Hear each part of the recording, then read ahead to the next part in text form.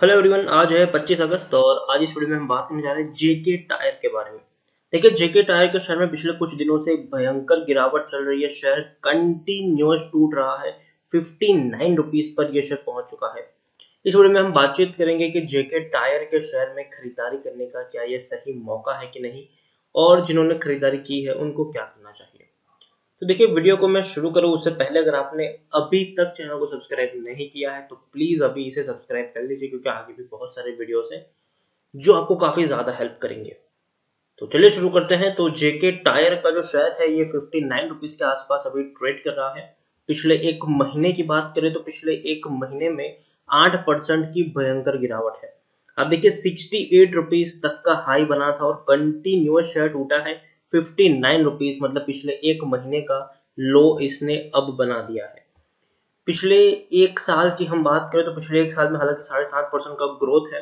Corona के चलते share 34 रुपए तक टूट गया था, लेकिन बाद में एक बड़ी अच्छी रैली आई और शेयर को 68 रुपीज तक लेके गए। लेकिन पिछले कुछ दिनों से यहाँ पर डाउन ट्रेड चल रही है। पिछले 3 साल की बात करें तो पिछले 3 साल में जेके टायर के शेयर में 58% की गिरावट, 190 रुपए के लेवल से शेयर कंटिन्यूअस टूटा है। और अगर बीच में गिरावट आई है तो उतनी बड़ी तेजी नहीं आई जितनी बड़ी गिरावट हम यहाँ पर देख चुके हैं। पिछले 10 साल की बात करें तो पिछले 10 साल में जेके टायर का जो शेयर है उसमें 65% का ग्रोथ है। एक वक्त था जब शेयर 11-12 रुपए के आसपास ट्रेड हुआ करता था। इवन 2013-2014 की शुरुआत की अगर मैं बात करूं, 2013 में भी अगर हम देखें तो शेयर मुश्किल से 17 रुपए के आसपास ट्रेड हुआ करता था। इतनी बड़ी तेजी आई कि 2014 एंड तक वो शेयर 118-120 रुपए तक पहुंच गया।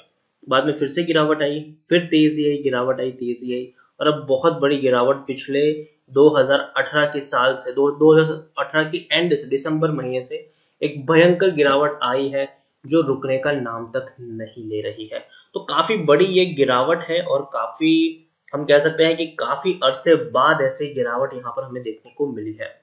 स्मॉल कैप शेयर है ये, 1485 करोड़ के आसपास का इसका मार्केट कैप है। एनएससी में देखें तो 11 लाख के आसपास का वॉल्यूम ट्रेड देखने को मिल रहा है। शेयर होल्डिंग की मैं बात करूं तो प्रमोटर के पास 56.23% की होल्डिंग है। एफआईएस के पास 2.05% की होल्डिंग है। म्यूचुअल फंड के पास 0.01% की होल्डिंग है। इंश्योरेंस कंपनी के पास 1.29% की होल्डिंग देखने को मिल रही है। प्रमोटर की बात करें तो Bengal and Assam company limited, जिनके पास 52.80% की होल्डिंग है और एक भी शेयर उनका गिरवी नहीं है। 6 म्यूचुअल फंड स्कीम का पैसा लगा है, 35 एफआईएस भी यहाँ पर इन्वेस्टेड है। और तो और अगर हम बात करें तो हाईएस्ट पब्लिक शेयर होल्डर में एजफील्ड सिक्योरिटीज लिमिटेड है, जिनके पास 7.08% की होल्डिंग है। इंडिविजुअल इन्वेस्टर होल्डिंग 23.14% के आसपास देखने को मिली है और डिविडेंड पे करने वाला शेयर है ये। पिछले साल अगस्त महीने में 75% का डिविडेंड इसने पे किया था, मतलब पर शेयर आपको ₹1.50 का डिविडेंड इस कंपनी ने पे किया था। जेके टायर की मैं बात करूं तो टेक्निकल रेटिंग अभी कुछ खास अच्छी नहीं है, डाउन ट्रेड चल रहा है। और अभी लेटेस्ट अपडेट है वो ये है कि कैर ने इनकी जो रेटिंग है उनको डाउनग्रेड कर दिया है।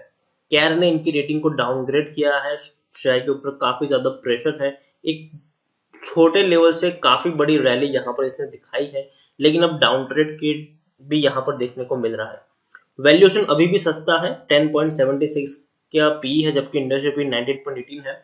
बुक वैल्यू 87 है, प्राइस टू बुक वैल्यू 0.68 है, ईपीएस 5.55 और डेंजरस तकरीबन 52 के आसपास हमें देखने को मिल रही है। According to Moneycontrol user 75% लोग खरीदने की सलाह दे रहे हैं, 25% लोग यहाँ पर बेचने की सलाह दे रहे हैं। नतीजे जो इनके आए थे जून के वो उतने अच्छे नहीं थे और ये एक्सपेक्टेड भी था। 202 करोड़ का इनको नुकसान हुआ था और ये एक्सपेक्टेड था, क्योंकि पूरा का पूरा लॉकडाउन का पीरियड था, पेंडेमिक का पीरियड था, सब लोग अपने घर में बैठे हुए थे, पूरी इनकी जो सप्लाई चेन थी वो डिस्टर्ब हो चुकी थी और ऐसे सिचुएशन में कोई बड़ा मुनाफा इस कंपनी ने कमाया नहीं है। तो 200 करोड़ का इनको नुकसान हुआ था और ये एक्सपेक्टेड भी था। और इसी के चलते तो हम ऑलरेडी जब मार्केट किसी चीज को पहले से प्रिडिक्ट कर लेता है तो डेफिनेटली उसमें गिरावट हमें देखने को मिलती ही है।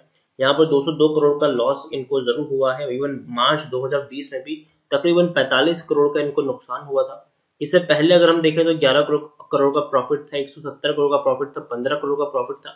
तो पिछले 2 क्वार्टर में नुकसान हुआ है, लेकिन अब जब नेक्स्ट क्वार्टर के नतीजे आएंगे, मतलब सितंबर के जब नतीजे आएंगे, तब वो काफी बेहतर होंगे, क्योंकि पिछले 2 क्वार्टर में 200 करोड़ का नुकसान करने वाली कंपनी अब नेक्स्ट क्वार्टर में एटलीस्ट पॉजिटिव में तो आ ही जाएगी। तो ये चीज है। लेकिन हाँ, वो नतीजा आने में वक्त लगेगा, तो अभी शॉर्ट टर्म के लिए थोड़ा प्रेशर क्रिएट होगा, लेकिन बाद में एक अच्छी रैली की भी आप यहाँ पर उम्मीद कर सकते हैं। सबसे अच्छी बात है कि प्रमोटर यहाँ पर खरीदारी कर रहे हैं। प्रमोटर खरीदारी कर रहे हैं, आप देखिए 52.48% की प्रमोटर की होल्डिंग 56.23% है। इवन जून 2019 से मतलब पिछले साल प्रमोटर की 35% की होल्डिंग गिरवी रखे हुई थी। आज प्रमोटर की एक भी शेयर गिरवी नहीं है, तो ये भी बहुत अच्छी बात है कि प्रमोटर खरीदारी करने के अलावा अपने गिरवी रखे हुए शेयर्स को भी छुड़ा रहे हैं। लेकिन एक चीज यहाँ पर यह भी है कि एफआईज ने कंटिन्यूअस अपनी होल्डिंग को यहाँ पर गिराया है। आप देखिए 6.51% की होल्डिंग 2.05% पहुंच चुकी है। म्यूचुअल फंड अपनी होल्डिंग को बढ़ाया है 1.17% की होल्डिंग, सॉरी इंश्योरेंस कंपनी ने अपनी होल्डिंग को बढ़ाया है 1.17% की होल्डिंग 1.29% है। लेकिन म्यूचुअल फंड अपनी होल्डिंग को कट डाउन किया है 0.75% की होल्डिंग अब ना के बराबर है 0.01% की होल्डिंग देखने को मिल रही है। ठीक है, जेके टायर की मैं बात करूं तो पिछले एक महीने का अगर आप ग्राफ देखेंगे तो शेयर कंटिन्यूअस टूट रहा है और अभी भी एक महीने का लो बनाया है और मुझे लगता है कि अभी भी शेयर थोड़ा और टूट सकता है। 55 रुपए के आसपास ये शेयर जा सकता है, लेकिन वहां से अगेन शेयर बाउंस बैक करेगा और वही 55 रुपए का शेयर बाद में आपको 60-65 रुपए के आसपास भी देखने को मिल जाएगा। तो मैं यही कहूंगा कि अगर आपने खरीदारी की है और आपका नजरिया कम से कम 1-1.5 साल का है तो पैनिक मत करिए, और 55 रुपए के आसपास अगर शेयर जाता है तो आप थोड़ी और क्वांटिटी भी यहाँ पर ऐड कर सकते हैं। और फ्रेश बाइंग अगर आप करना चाहो, मतलब अभी तक आपने खरीदारी नहीं की, आप खरीदारी करने की सोच रहे हो, तो 59 रुपीज के प्राइस पर मैं खरीदारी करने की सलाह नहीं दूंगा। मुझे लगता है कि 55 रुपए तक शेयर जा सकता है, तो वहां से आप अगर चाहे तो खरीदारी करने का मन बना सकते हैं। दूसरी चीज, 55 रुपए तक तो जा सकता है, लेकिन उससे और कितना नीचे जाएगा ये किसी को नहीं पता। लेकिन लॉन्ग टर्म में शेयर आपको 65-70 रुपए के आसपास ट्रेड करता देखने को जरूर मिल जाएगा। तो इसीलिए अगर आप खरीदारी भी करो तो एक साथ एक ही प्राइस से बहुत सारे शेयर्स मत खरीद लेना। अगर आपको 100 शेयर खरीदने हैं तो पहले से 20 शेयर खरीदो 55 रुपए के लेवल पर, फिर वेट करो। अगर 2-3 रुपए और वहां से गिरता है तो और 20 क्वांटिटी ऐड करो, फिर वेट करो। अगर 2-3 रुपए और वहां से गिरता है तो और 20 की क्वांटिटी ऐड करो, फिर वेट करो। 2-3 रुपए और गिरता है तो और क्वांटिटी ऐड करो। इस तरीके से आप यहाँ पर प्ले कर सकते हो और कम से कम यहाँ पर 1-1.5 साल का प्लान लेके चलिए। जरूर एक अच्छी रैली आपको बाद में यहाँ पर देखने को मिल जाएगी, क्योंकि देखिए जून के जो नतीजे बुरे आए हैं उसके चलते ये जो हमें गिरावट देखने को मिली है। लेकिन सितंबर के बाद सितंबर और दिसंबर क्वार्टर के जो नतीजे हैं वो थोड़े बहुत बेटर आते हुए देखने को मिलेंगे, क्योंकि जो सप्लाई चेन और जो डिस्ट्रीब्यूशन का पूरा जो नेटवर्क है उनका वो धीरे धीरे सेटअप हो जाएगा तब तक के लिए।